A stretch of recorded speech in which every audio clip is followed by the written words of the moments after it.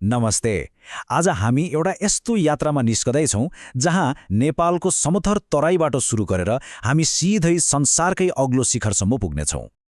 ल, एउटा अचम्मको तथ्यबाट सुरु गरौँ न त। यो पुरै पृथ्वीको जमिनमा नेपालको हिस्सा कति होला? अनुमान लगाउनुस् त। जम्मा 0.03%। अब यो सानो आँकडालाई अलि ठूलो चित्रमा हेरौँ। नेपाल आफ्नो दक्षिणी छिमेकी भारतभन्दा 22 गुणा सानो छ भने उत्तरी छिमेकी चीनभन्दा त 65 गुणा सानो छ। सोच्नुस् त, दुई यस्ता विशाल देशहरूको बीचमा हुनुले नै नेपाललाई कति विशेष बनाउँछ। ठिक छ, अब विश्वको नक्सामा नेपाल कहाँ र कसरी बसेको छ यसको आधारभूत भूगोललाई अझ नजिकबाट निहालौँ। नेपाल एउटा भूपरिवेष्टित देश हो। अब यसको अर्थ के हो भने यसको सिमाना सिधै समुद्रसँग जोडिएको छैन। यहाँबाट सबैभन्दा नजिकको समुद्र बङ्गालको खाडी 1127 किलोमिटर टाढा पर्छ। अब यसको आकार कस्तो छ त? कुल क्षेत्रफल 1,47,181 वर्ग किलोमिटर। पूर्व पश्चिम लम्बाइ झण्डै 885 किलोमिटर छ, तर उत्तर दक्षिणको औसत चौडाइ भने जम्मा 193 किलोमिटर मात्रै। कस्तो चाखलाग्दो आकार होइन त? ल, अब नेपालको सबैभन्दा रोचक भौगोलिक विशेषतातिर लागौँ। त्यो हो नेपाललाई 3वटा फरक फरक भौगोलिक क्षेत्रमा कसरी बाँडिएको छ भन्ने कुरा। यहाँ हेर्नुस् त, तराई, पहाड र हिमाल, उचाइ, क्षेत्रफल र जनसङ्ख्यामा कस्तो जमिन आकाशको फरक छ। सबैभन्दा अचम्म लाग्दो कुरा त के छ भने देशको 17% भूभाग मात्रै ओगट्ने तराईमा आधाभन्दा बढी मतलब 53% भन्दा धेरै जनसङ्ख्या बस्छ। किन होला? किनभने त्यहाँको समथर र मलिलो माटो नै देशको कृषि र व्यापारको मुटु हो। ल त, अब एउटा काल्पनिक यात्रा सुरु गरौँ। हामी तराईको होचो भूभागबाट हिमालको अग्लो चुचुरोसम्मै पुग्नेछौँ। हाम्रो यात्राको पहिलो गन्तव्य हो तराई, जसलाई नेपालको अन्न भण्डार पनि भनिन्छ। हो, यही तो ठाउँ हो जहाँ फल्ने अन्नले पुरै देशको भोक मेटाउँछ। यहाँको उर्वर भूमि नै हाम्रो कृषिको आधार हो। अब अलि उकालो लागौँ पहाडी क्षेत्रतिर। यहाँ महाभारत श्रृङ्खलाका सुन्दर डाँडाहरू छन्। यहाँको हावापाली यति रमाइलो छ कि यसलाई नेपालको हिल स्टेशन भनेर पनि चिनिन्छ।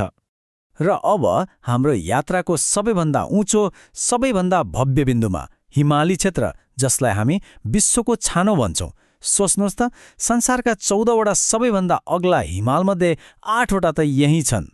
यो हिउँ, चट्टान र अकल्पनीय उचाइको अद्भुत संसार हो। ती अग्ला हिमालहरू केवल हिउँका पहाड मात्र होइनन्, ती त नेपालका हजारौं नदीहरूका मुहान पनि हुन्। अब तिनै हिमालबाट जन्मेका नदीहरूको कथा सुनौँ, जो हाम्रो देशका लागि जीवन र शक्ति दुवै हुन्। नेपालमा करिब 6000 नदीनाला छन् भनिन्छ। तर सोच्नुभएको छ, यति धेरैलाई कसरी छुट्याइन्छ होला? यसको जवाफ उनीहरू कहाँबाट सुरु हुन्छन् त्यसमा भर पर्छ।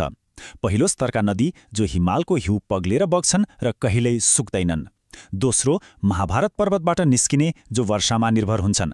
अनि तेस्रो, चुरेबाट निस्किने मौसमी नदीहरू जो बर्खामा मात्रै उर्लिन्छन्। अब मुख्य नदी प्रणालीको कुरा गरौँ। पहिलो हो कोशी, नेपालको सबैभन्दा ठूलो नदी प्रणाली।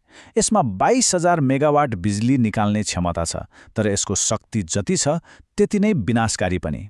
यसले ल्याउने बाढीकै कारण यसलाई बिहारको दुःख भनेर पनि चिनिन्छ। त्यसपछि आउँछ गण्डकी।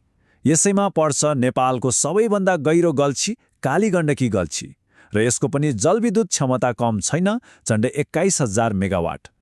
अनि तेस्रो, कर्णाली। यो 507 किलोमिटर लम्बाइका साथ नेपालको सबैभन्दा लामो नदी हो। यसको जलविद्युत क्षमता त सबैभन्दा धेरै 32,000 मेगावाट छ। अनि अर्को महत्त्वपूर्ण कुरा, यो लोपोन्मुख गङ्गा डल्फिनको घर पनि हो। र यदि नेपालका सबै नदीहरूको क्षमतालाई जोड्ने हो भने एउटा यस्तो आँकडा आउँछ जसले साँच्चै चकित पार्छ, 83,000 मेगावाट। यो हाम्रो जलस्रोतको अपार सम्पत्ति हो, जसको सही उपयोग भयो भने देशको मुहार नै फेरिन सक्छ। ल, अब हाम्रो यात्राको अन्तिम तर सबैभन्दा प्रतिष्ठित खण्डमा प्रवेश गरौँ। नेपालको भूगोलको शिर सगरमाथा, 8,848.86 मिटर। यो एउटा नम्बर मात्र होइन, यो पृथ्वीको सबैभन्दा अग्लो बिन्दु हो। यो शिखरमा मानव पाइलाको इतिहास पनि उत्तिकै गौरवशाली छ। सन् 1953मा तेन्जिङ नोर्गे शेर्पा र एडमन्ड हिलारीले पहिलोपटक विजय हासिल गरे।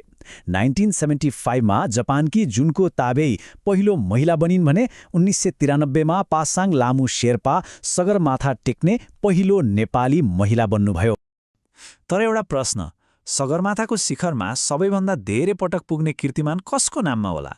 यो कीर्तिमान अरू कसैको होइन, कामी रीता शेर्पाको नाममा छ, जसलाई एभरेस्ट म्यान भनेर पनि चिनिन्छ। उहाँले मे 2024सम्ममा 30 पटक सगरमाथाको सफल आरोहण गरेर मानव साहसको एउटा अद्भुत उदाहरण प्रस्तुत गर्नुभएको छ। मलिलो मैदानदेखि पृथ्वीको सर्वोच्च बिन्दुसम्म नेपालको भूगोल साँच्चै नै विविधताले भरिपूर्ण छ। अब प्रश्न यो छ कि यसको कथाको अर्को महान अध्याय के होला?